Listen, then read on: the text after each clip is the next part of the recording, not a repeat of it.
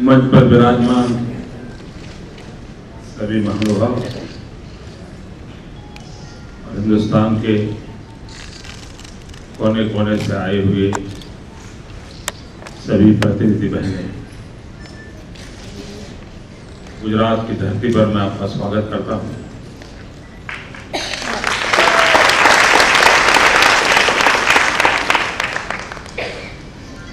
मुझे विश्वास है कि आपको जितना भी समय यहाँ रहेंगे आनंद आएगा और आपके रहने के कारण हमारे लोगों को भी आनंद आएगा।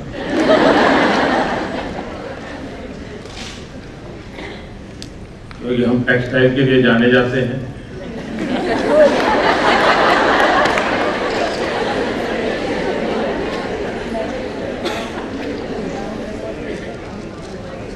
और आप लोगों को मार्केट जाने का कुछ न कुछ तो अवसर देंगे ही।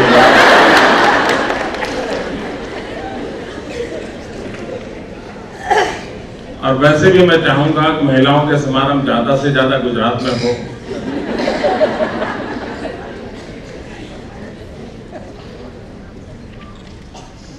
क्योंकि चौबे जी बता रहे थे कि सबसे बड़े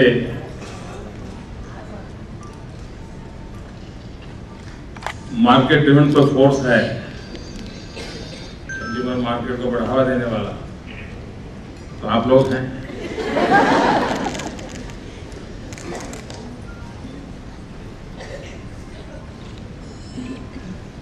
इस विषय पर बोलना मुझे मालूम नहीं है, लेकिन अब मुख्यमंत्री है इसलिए आना पड़ता है। यहाँ जब बैठा तो अगल बगल में से मुझे जो आवाज सुनाई दे रही थी, मैं सोच रहा हूँ उन्हीं विषयों पर आपसे बात करूं, क्योंकि आप तो इतने बड़े क्षेत्र के कारोबार को संभालते हैं। एडमिनिस्ट्रेशन में आपका जितना एक्सपीरियंस है मेरा उससे आधा भी नहीं है।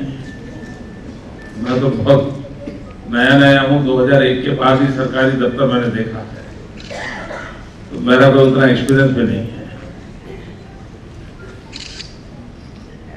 लेकिन गुजरात में जो PSUs हैं,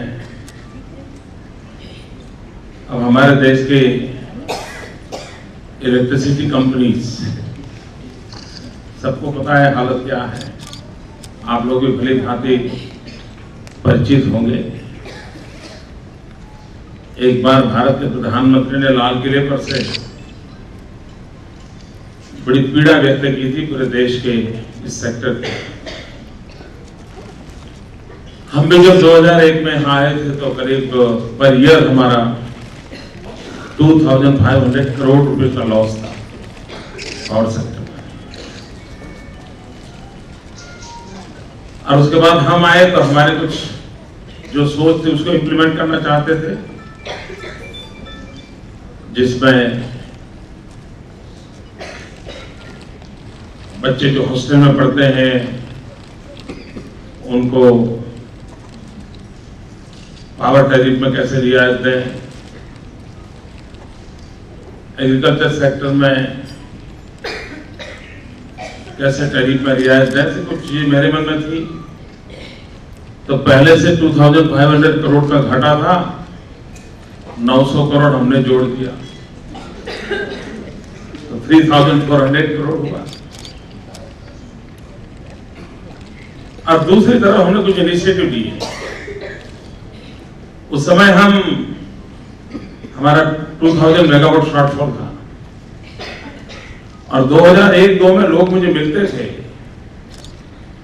तो हमारे यहाँ सब एक छोटी सी मांग करते थे लोग। यहाँ वैसे लोग बहुत शांत है, आराम, बड़ा अलग नेचर है यहाँ के लोगों का, आपको परिचय आएगा। तो मिलते तो कहते मोदी जी एक काम कर दो, छोटा सा आप मुख्यमंत्री बने हो, कम से कम डिनर के टाइम बिजली मिले इतना तो करो। ये मांग थी मेरे यहाँ। 2001-2 में मेरे गुजरात के नागरिकों ने मेरे से इससे ज्यादा कुछ नहीं मांगा था, लेकिन हमारे मन में था कुछ करना चाहिए। और आज देश में गुजरात अकेला राज्य है जो हर गांव में, हर घर में 24 घंटे 3 फेज अनइंटरप्टेड पावर देगा।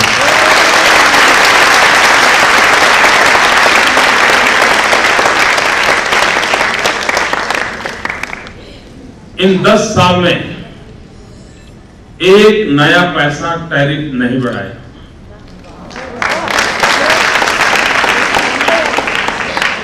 इस 10 साल में भारत सरकार ने जितना दाम बढ़ा सकते हैं, जहां बढ़ा सकते हैं, कोई मौका नहीं छोड़ा। क्यों आप लोग चुप हो गए? कोयला वाले लोग हैं यहां, कोयला के दाम बढ़ा दिए, नूर बढ़ा दिया, रेलवे में ट्रांसपोर्टेशन का खर्चा बढ़ गया, तो वो एक नया बर्डन आ गया। इन सब के बावजूद भी गुजरात में 3,400 करोड़ रुपीस के घाटे में से आज हम प्रॉफिट करते हैं। 400 करोड़ रुपीस मेरी इलेक्ट्रिसिटी कंपनी का प्रॉफिट है और देश में अकेली ये कंपनी है जो प्रॉफिट करती है, 24 घंटे बिजली दे रहे हैं। मैं जब आया था, हमारा Gujarat state fertiliser corporation GSFC, मुख्यमंत्री बनने के बाद मुझे जो पहला डेलीगेशन मिला था, फर्स्ट मुझे बराबर याद है क्योंकि पहली हर चीज याद ज्यादा रहती है, वो मुख्यमंत्री बनने के तीसरे ही दिन आए थे। तो हम सोच रहे थे शायद वो गुलदस्ता लेकर के कोई बधाई देने आए होंगे। काफी मात्रा में मेरे कमरे में आ गए, बड़े उदास नजर आ रहे थे। मैंने कहा भाई क्या बात है, कोई परेशानी लगती है? ये बोले हम बड़ौदा से आए हैं। मैंने कहा रास्ते में कोई एक्सीडेंट वगैरह हुआ है क्या? अब हमें कोई ज्यादा जानकारी नहीं थी, तो हम नहीं बोले साहब हमारे तो बीवी बच्चे की हालत बड़ी खराब है, ये कंपनी अब चलने की संभावना नहीं है, इतने साल नौकरी के बाद हम जाएंगे कहां? आप कुछ कीजिए, आप आए हैं इसलिए हम आपके पास। मैंने कहा ऐसा करो भाई, आप मेरे साथ कागजात दो, मैं जस्ट स्टडी करूंगा। एक जमाना था जो हमारा जीएसएफसी एक स्टार के रूप में जाना जाता था, पंचरत्न में उसका नाम था, लेकिन वो हालत थी। हमने उस पर काम करना शुरू किया और परिणाम ये हुआ कि 4 साल के भीतर में शेयर मार्केट में जब उसका 10 रुपए का शेयर 6 रुपए 3 रुपए में भी ऐसे ही कोई ले जाए तो बिकता था, वो आज करीब 150 प्लस हो चुका है। आज का मुझे मालूम नहीं कितनी स्थिति है, और वो एवर हाईएस्ट प्रॉफिट करने लग गई कंपनी। नॉर्मली हमारे देश में सोच ये है कि पीएसयू का जन्म जो होता है वो मरने के लिए ही होता है, ये सोच बनी हुई। वो कभी लुढ़क जाता है, कभी लड़खड़ा जाता है, और फिर तय होता है कि आप बंद कर दो या बेच डालो, यही करता है। हमने लाइन लेगी, न बंद करेंगे न बेचेंगे, हम उसमें प्रोफेशनलिज्म पर सोचेंगे, कंपनियों को प्रोफेशनली रन कैसे करना उस पर सोचेंगे। और हमने तीसरा मॉडल दिया देश के सामने कि यही दो रास्ते नहीं है, बंद करो या बेच दो, और भी एक रास्ता हो सकता है। और उसका परिणाम ये हुआ है कि हमारी सारी कंपनियां आज टॉप पर हैं, कैपिटल मार्केट में टॉप पर हैं, मुनाफा करने में टॉप पर हैं, और कंपनियां बहुत ग्रो कर रही है, एक्सपांशन बहुत तेजी से हो रहा है। हमारे Gujarat state petroleum corporation GSPC,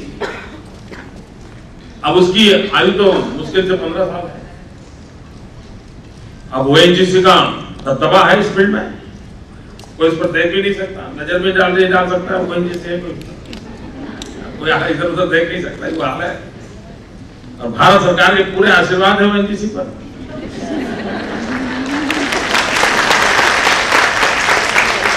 अब उसमें हमने एक छोटा सा अपना क्षेत्र शुरू कर दिया। मतलब इतने कम समय में आज हमारा पेट्रोलियम कॉर्पोरेशन मल्टीनेशनल बन चुका है, हम कई देशों में काम कर रहे हैं। हम ओएनजीसी के बराबर चल रहे हैं। तो चीजों को बदला जा सकता है। ये मूल बात मेरा कहना का तात्पर्य था कि आप जिस फील्ड से आ रहे हैं, ऐसा नहीं कि हमारे देश में सब कुछ बेकार है, ऐसा नहीं है, बहुत कुछ अच्छा है। लेकिन सही ढंग से, अच्छे ढंग से उसको अगर उपयोग किया जाए, उसको चलाया जाए, तो हम परिणाम प्राप्त कर सकते हैं। गुजरात के विकास की यात्रा बड़ी चर्चा चल रही है। 2001 में हमारे यहाँ भयंकर भूकंप आया, गुजरात मौत की चादर ओढ़ करके सोया था। देश मान के चल रहा था कि बस अब गुजरात गया, क्योंकि इतना बड़ा भयंकर हादसा हिंदुस्तान ने कभी देखा नहीं था। लाखों मकान ध्वस्त हो चुके थे, हजारों लोग मर चुके थे, और उस संकट के काल में से हमें गुजरात को बाहर लाना था। वर्ल्ड बैंक की रिपोर्ट कहती है कि दुनिया के समृद्ध देश वे भी इतने बड़े भयंकर हादसे में अगर चपट में आ जाते हैं तो उनको बैठने में, उस मुसीबत में से बाहर आकर बैठने में मिनिमम 7 ईयर्स लगते हैं दुनिया के समृद्ध देशों को, जबकि हम 3 साल के भीतर न सिर्फ बैठना, हमने दौड़ना शुरू कर दिया। और आज कच्छ डिस्ट्रिक्ट जो सबसे ज्यादा अफेक्टेड था, मेरा आपसे निमंत्रण है, कभी मौका मिला कच्छ डिस्ट्रिक्ट देखिए। रेगिस्तान का जब और माइनस ग्रोथ था, वो स्टेट डिस्ट्रिक्ट ऐसा था कि पॉपुलेशन का माइनस ग्रोथ था, लोग वहां से छोड़ के भाग जाते, वो हाल था। आज वो हिंदुस्तान का सबसे तेज गति से डेवलप होने वाला डिस्ट्रिक्ट बन गया। और 20 किलोमीटर रेंज में, वहां 20 किलोमीटर के रेडियस में करीब 8000 मेगावाट बिजली इन्हीं दिनों हमने उत्पादन कर रहे हैं। 20 किलोमीटर के रेडियस, वहां पर हम 15 किलोमीटर रेडियस में स्टील पाइप का प्रोडक्ट करते हैं, दुनिया में सबसे ज्यादा, हाईएस्ट इन द वर्ल्ड। और गुजरात एक राज्य ऐसा है कि जिसमें हमारे पास रॉ मटेरियल नहीं है, हमारे नसीब में कुछ नहीं है तो रेगिस्तान है और उधर पाकिस्तान है। ये हमारी इस हालत में हम जी रहे हैं। ना हमारे पास कोयला है, ना हमारे पास आयरन ओर है, ना हमारे पास डायमंड की खदान है, नहीं कुछ नहीं हमारे पास। ज्यादा से ज्यादा है तो नमक है हमारे पास, नमक। अब यहां कोई ऐसा नहीं होगा जिसने हमारा नमक ना खाया हो।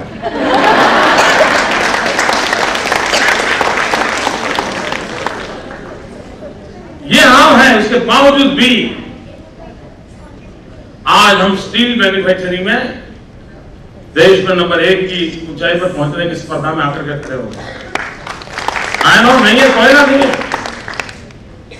हमारे पास कोयला नहीं है, उसके बावजूद भी देश में सबसे ज्यादा बिजली उत्पादन करने वाले लोग। और इन दिनों में 4000 megawatt surplus, with in a year और 2 हम 7000 मेगावाट सरप्लस हो जाएंगे। हिंदुस्तान का अंधेरा दूर करने का काम हो सकता है हमारे हाथ में।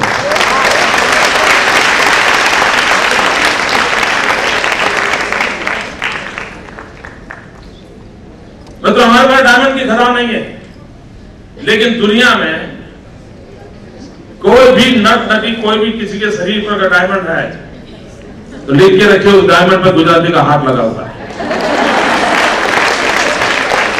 10 में से 9 डायमंड मेरे यहां तैयार होते हैं। यानी रॉ मटेरियल न होने के बाद भी, नेचुरल रिसोर्सेज न होने के बाद भी, just with the help of initiative, vision, entrepreneurship, one can change the situation, one can do the miracle. और आज गुजरात तो उसको करके दिखाया। एग्रीकल्चर सेक्टर का विषय अगर हम देखें, गुजरात यानी 10 साल में 7 साल अकाल, क्योंकि हमारे पास कोई बड़ी नदी नहीं है, एक नर्मदा के बिना हमारे पास था नहीं, और उसका भी एरिया बहुत छोटा था। 10 साल में 7 साल हमारे यहाँ वाटर स्कैर्सिटी, बारिश के ऊपर जिंदगी। माइग्रेट करते थे लोग, अपने गांव छोड़ छोड़ के चले जाते थे, वो हाल था। हिंदुस्तान का एग्रीकल्चर ग्रोथ का टारगेट 4% पिछले 20 साल से तय होता है। 20 साल के बजट देख लीजिए, भारत सरकार ने 4% एग्रीकल्चर ग्रोथ का टारगेट 20 साल से रखा हुआ है। अब तक हम 2.5-3 के बीच में चल रहे हैं, 2.5% और 3%। गुजरात इज एक्सेप्शनल केस, जो कल तक एक अकाल प्रदेश था, आज हिंदुस्तान का सबसे ज्यादा एग्रीकल्चर ग्रोथ, अवर एग्रीकल्चर ग्रोथ 11%। और पूरे 10 साल है ना, ऐसा नहीं 1-2 साल, ऐसा नहीं, पूरे 10 साल। मिल्क प्रोडक्शन में आप सब एंटरप्रेन्योर फील्ड में हैं। हमारे यहाँ दूध का पूरा व्यवसाय माताओं के हाथ में है, आप लोगों को गर्व होगा। और पूरे देश में पशुपालन, दूध, ये काम माताएं देखती, बहनें देखती। गुजरात में वो कारोबार पूरी तरह हमारी माताएं बहनें देखती। इस 10 साल का हमारा मिल्क प्रोडक्शन का इंक्रीज 60% है, 60। आसाम में भी अगर आप चाय पीते हैं, दूध मेरे यहां से आया है। दिल्ली में प्रधानमंत्री के घर में चाय वही मिलेगी जिसमें दूध गुजरात का। आप सिंगापुर जाएं, सुबह उठें, चाय जो आती है दूध गुजरात का है। और ये कोऑपरेटिव सेक्टर ने किया हुआ कमाल है। कैसे चीजों को बदला जा सकता है। और आज अमूल एक नाम हो गया, उसने अपना एक ब्रांड बनाया और कोऑपरेटिव सेक्टर के माध्यम से बनाया। एग्रीकल्चर सेक्टर में भी कच्छ जो एक रेगिस्तान इलाका, आप लोगों को हैरानी होगी जान करके कि हमारे यहां एक नई फसल पैदा हुई, कच्छ केसर मैंगोज में। और इन दिनों हमारा कच्छ केसर मैंगोज मैक्सिमम एक्सपोर्ट होता है। कोई कल्पना कर सकता है कि जो रेगिस्तान था कल, वो आज मैंगो एक्सपोर्ट करता। ये चीजें हमें बदली। गुजरात के डेवलपमेंट का लेवल क्या है? क्योंकि जब मैं 24 घंटे बिजली की बात कर रहा था, तब भी आपके चेहरे पर मुझे खुशी नजर आ रही है, क्योंकि आपको कितनी दिक्कत होगी मुझे मालूम है। बच्चे को 12th के एग्जाम हो और बिजली अवेलेबल ना हो, वो दिन कैसे निकलते होंगे आपको अंदाज है पूरा। मतलब मुझे एक दिन, मेरे यहां महाराष्ट्र से सटा हुआ एक तहसील है, एकदम आखिरी में उच्छल नीजर, उसके बाद है नंदुरबार और नागपुर की तरफ रास्ता निकलता है। तो वहां के भी ट्राइबल लोग मुझे मिलने आए। अब गुजरात ऐसा स्टेट है कि जहां 99% रूरल रोड कनेक्टिविटी है, पक्के टार रोड है। और मेरे पास आए, कहने लगे मोदी जी हमें रास्तों का कुछ कीजिए। मैंने कहा भाई क्या बात है, तुम्हारे यहाँ तो बहुत बढ़िया सा टार रोड है, तो क्या क्या दिक्कत है? मैंने कहा उस इलाके को मैंने बहुत भली भांति जानता हूँ, तो क्या हुआ, उसको नुकसान हो गया? नहीं नहीं, बोले रोड तो अच्छा है, पक्का टावर का रोड है, लेकिन अब वो हमें चलेगा नहीं। मैंने कहा क्या है, चौड़ा करना है? नहीं नहीं, बोले चौड़ा तो हो चुका है, लेकिन मैंने कहा कोई मांग क्या है? नहीं, बोले ये हमारा डेवलपमेंट दूसरी दुनिया में चल पड़ा है। मैंने कहा क्या? बोले हम सब जो ट्राइबल किसान हैं, उन्होंने फिलीपींस के साथ एमओयू किया है और हम फिलीपींस से टेक्नोलॉजी लेकर के केले की खेती करते हैं और हमारे केले फिलीपींस खरीद लेता है और हमारे केले एक्सपोर्ट होते हैं। अब जब हमारे खेत से, गांव से खेत केले निकलते हैं और रास्ते में अगर थोड़ी गाड़ी ऐसी होती है, गड्ढा तो नहीं है लेकिन थोड़ी ऊपर नीचे हो जाए तो केले दब जाते हैं, तो हमें 20% लॉस होता है। तो हमें पेवर रोड चाहिए। बहने, आपके लिए सरप्राइज खबर होगी कि मेरे राज्य का आखिरी गांव का किसान आकर के मांग रहा है कि मुझे पेवर रोड चाहिए, क्योंकि हम केले एक्सपोर्ट करते हैं, कहीं केले दब जाने से 20% लॉस होता है, और आपको जानकर के खुशी होगी मेरी सरकार ने वो काम कर दिया। मैं ये इसलिए बताता हूं कि डेवलपमेंट किस रूप में हमारे यहां हो रहा है। आप लोगों को इतनी जानकारी होती है, industrial development, 230 billion US$ investment की बातचीत, 72% इंडिया टोटल एम्प्लॉयमेंट में से अकेला गुजरात 72% देता है, 28% में पूरा हिंदुस्तान है। ये सारी बातें अखबारों में आती रहती है, ये चीजें कभी नजर नहीं आती। अभी 15-20 दिन पहले मैं टीवी देख रहा था, हमारे प्रधानमंत्री जी बड़े दुखी नजर आ रहे थे। उन्होंने कहा कि माल न्यूट्रिशन हमारे लिए बड़ी शर्म की बात है, उन्होंने अपनी चिंता जताई। अब 2012 में उनके ध्यान में ये बात आई, अच्छी बात है। 2001 का जब सेंसस रिपोर्ट आया और मेरे पास वो पहुंचते पहुंचते 2004 आ गई। 21वीं सदी में कैसा होता है। जब मेरे सामने मेरे अफसर प्रेजेंटेशन दे रहे थे तो ये तरफ हमारा ध्यान गया, मान न्यूट्रिशन, और मैं चौंक गया कि हम जो एक समृद्ध राज्य है उस राज्य के अंदर न्यूट्रिशन की स्थिति। हमने 2005 से कुछ इनिशिएटिव लिए। दूसरा जो हमें चौंकाने वाली बात ध्यान में आई वो था जेंडर सिचुएशन। 1000 लड़कों के सामने कुछ इलाके में करीब 720 लड़कियां, बड़ी दुर्भाग्यपूर्ण चीजें थी, और दोनों ने हमको बड़ा परेशान करके रखा, और हमने पूरा हमारी शक्ति वहां चौंक दी। न्यूट्रिशन के क्षेत्र में हमने कई इनिशिएटिव लिए, एक जन आंदोलन खड़ा किया है, और जन आंदोलन का काफी परिणाम अच्छा मिल रहा है। जन भागीदारी, जैसे मेरे यहाँ एक न्यूट्रिशन के लिए आंदोलन चलता है, जितनी भी सगर्भा माताएं हैं उन सगर्भा माताओं को समाज की तरफ से कुछ न कुछ उनको देने की व्यवस्था बनाई है, और जन आंदोलन के रूप में सेवा के भाव से वो काम चल रहा है।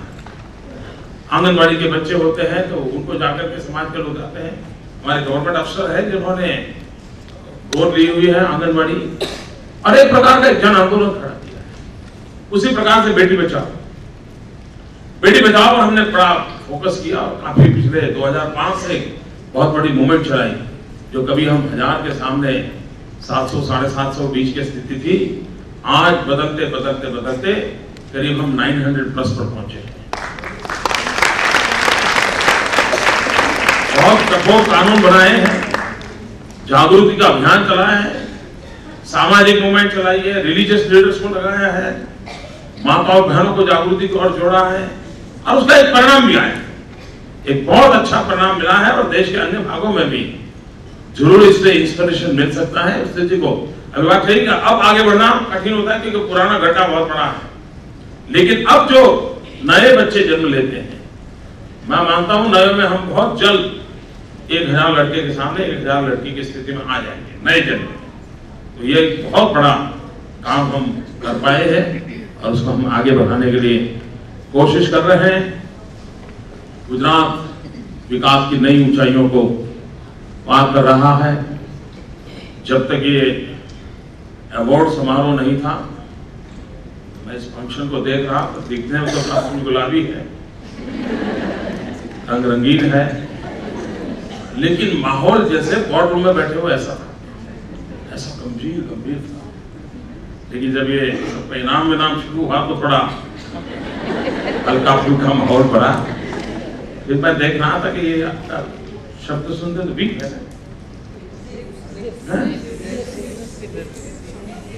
हाँ शॉर्ट फॉर्म भी रोना मत, स्पेलिंग कुछ भी हो, सुनने में ऐसा लगता है गुजरात है, स्माइल प्लीज।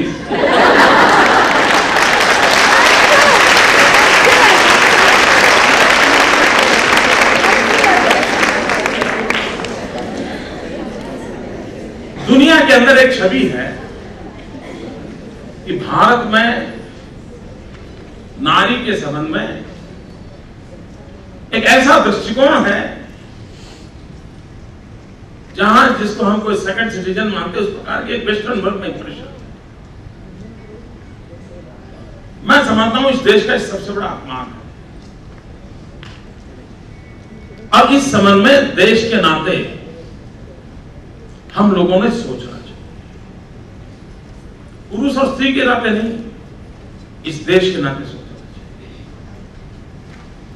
दुनिया के वो देश जो अपने आप को बहुत फॉरवर्ड मानते हैं, प्रगतिशील मानते हैं, वहां मत का अधिकार लेने के लिए महिलाओं को 100 साल तक आंदोलन करने पड़े थे। ये देश जिस दिन कॉन्स्टिट्यूशन आया, पहले ही दिन माता और बहनों को इक्वल राइट देने वाला काम दुनिया के कई देश अपने आप को फॉरवर्ड मानने वाले, समृद्ध मानने वाले, आज भी किसी महिला को अपने देश के मुखिया के रूप में स्वीकारने की मनस्थिति नहीं रखते, आज भी नहीं रखते। लेकिन जहां पर हिंदुस्तान की इन्फ्लुएंस रही है, जहां पर हिंदुस्तान का प्रभाव क्षेत्र रहा है, उन सभी देशों में देखिए, श्रीलंका महिला को मुखिया स्वीकारने को तैयार, पाकिस्तान महिला को मुखिया स्वीकारने के तैयार, बांग्लादेश महिला को मुखिया स्वीकारने के तैयार, इंडोनेशिया महिला को मुखिया स्वीकारने के लिए तैयार, हिंदुस्तान महिला को मुखिया स्वीकारने के लिए तैयार। ये यहाँ की कल्चरल आइडेंटिटी है और उसके कारण ये संभव हुआ है। इस बात का गर्व हम किसी भी क्षेत्र में क्यों न हो।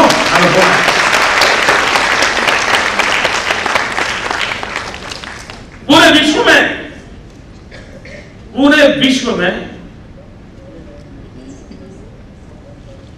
जितने भी समाज हैं, सारे समाज, जब भगवान की उन्होंने कल्पना की तो आपको हैरानी होगी, दुनिया के हर समाज ने भगवान की कल्पना में सिर्फ पुरुष भगवान को ही सोचा है। विश्व के किसी समाज को देखा, एकमात्र यह देश ऐसा है कि जहां स्त्री भगवान की कल्पना है। कुछ तो सोच रही, कुछ तो कल्चरल हेरिटेज होगा, तभी तो रहा होगा। कहीं लक्ष्मी होगी, कहीं अंबा होगी, कहीं काली होगी, कहीं सरस्वती होगी, कहीं दुर्गा होगी। और कभी आज की कैबिनेट के रूप में मैं देखूं तो सारे इंपॉर्टेंट पोर्टफोलियो इन्हीं के पास है।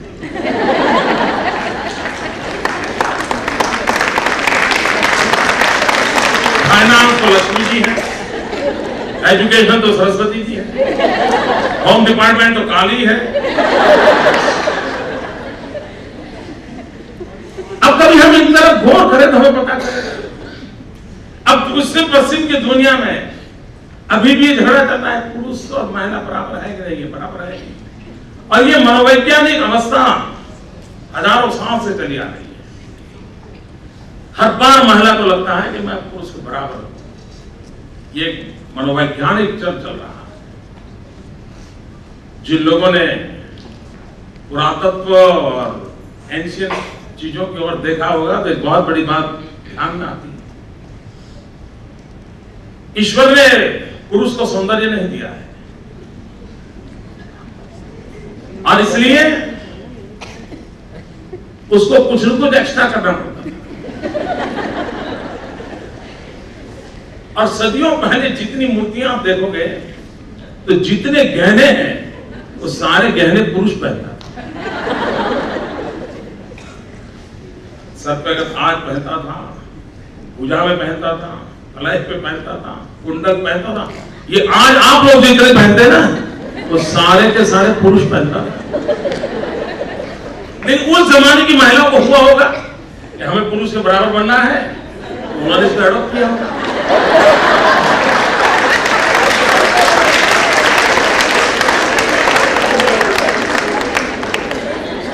और पुरुष बड़ा चालाक था, उसने छोड़ दिया और वो आपके गले पड़ गया। और ये प्रक्रिया अक्सर मैं पुरुष बाल कटवाता था, फिर हमको भी लगा बाल कटवाओ। पुरुष जींस पहनता था, हमको भी लगा जींस पहनो। और पुरुष धीरे धीरे चीजों को छोड़ता चला, तो आपके गले पड़ती गई।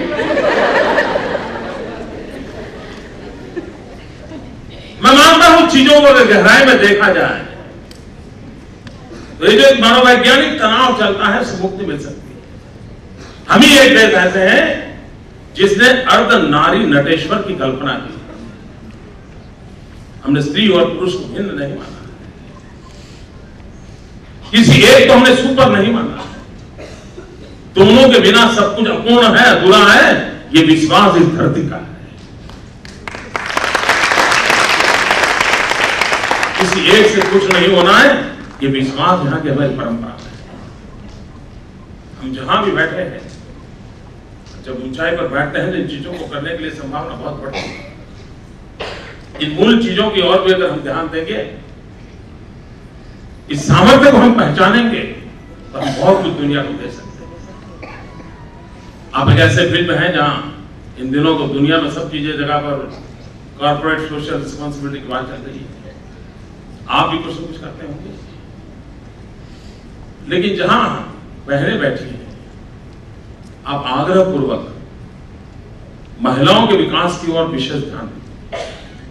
इन जनरल कॉर्पोरेट सोशल रिस्पॉन्सिबिलिटी नहीं, very specific for the women's, बहुत बड़ी आपके माध्यम से सेवा होगी। मैं अनुभव के आधार पर कह सकता हूं कि भारत की विकास की यात्रा में ये एक ऐसा फोर्स है,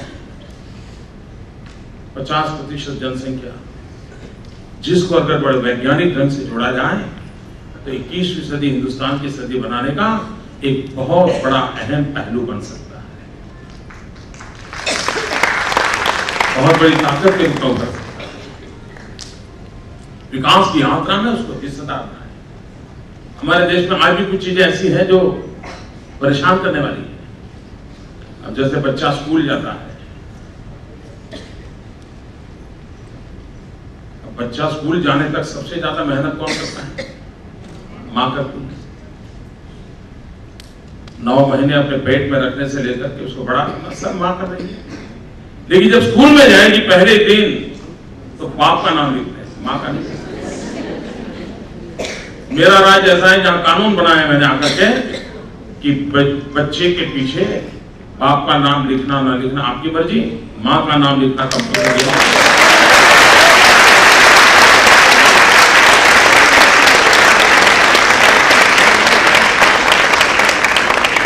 भूकंप के बाद हमें सरकार की तरफ से मकान लोगों को देने थे, तो हमने नियम बनाया कि जो ये अफेक्टेड परिवार है उनको संपत्ति देंगे, मकान देंगे, लेकिन वो पुरुष के नाम से नहीं देंगे, घर की जो मुखिया महिला है उसके नाम से मकान है, महिलाओं के नाम से। और बाद में मैंने यहाँ जितनी भी गवर्नमेंट स्कीम्स हैं जिसके बेनिफिशियरी में अगर कोई परिवार है तो उसका सीधा लाभ महिला के नाम से होता है। अगर मैं कोई भी हाउसिंग स्कीम में मकान देता हूं तो फर्स्ट नेम उस परिवार की मुखिया लेडी देती है। इससे बहुत बड़ा परिणाम। हमारी एक ऐसी साइकी बनी है और इस साइकी को हमारी माताओं बहनों ने भी अडॉप्ट कर लिया है, यूज टू।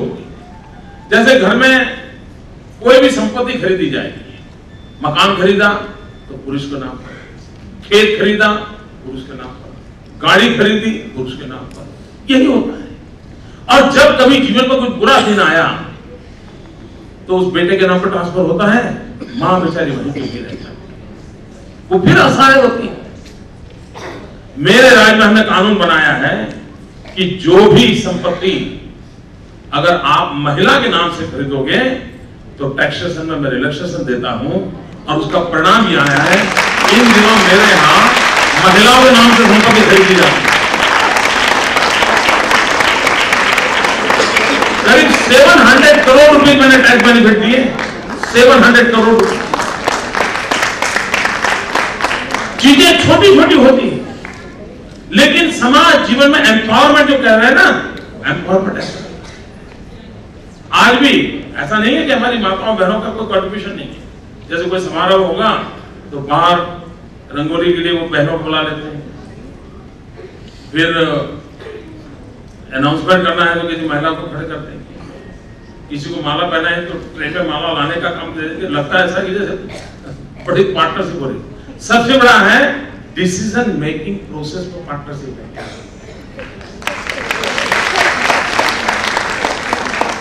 कितना ही पढ़ा लिखा परिवार होगा, बाप और बेटा बात करते हैं और मम्मी अगर बीच में आके अरे तुम बैठो मम्मी बात कर, ऐसा होता है पढ़े लिखे परिवार में।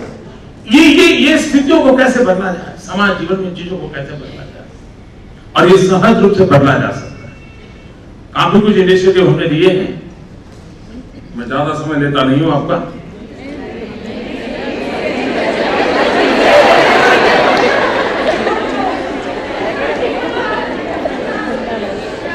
क्यों आजकल कोई टीवी सीरियल अच्छी नहीं आ रही है?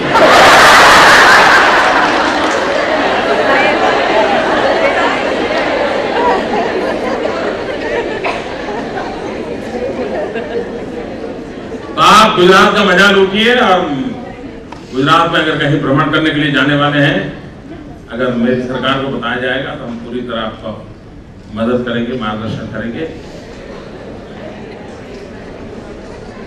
तो फिर एक बार आप सबका बहुत बहुत स्वागत है, धन्यवाद।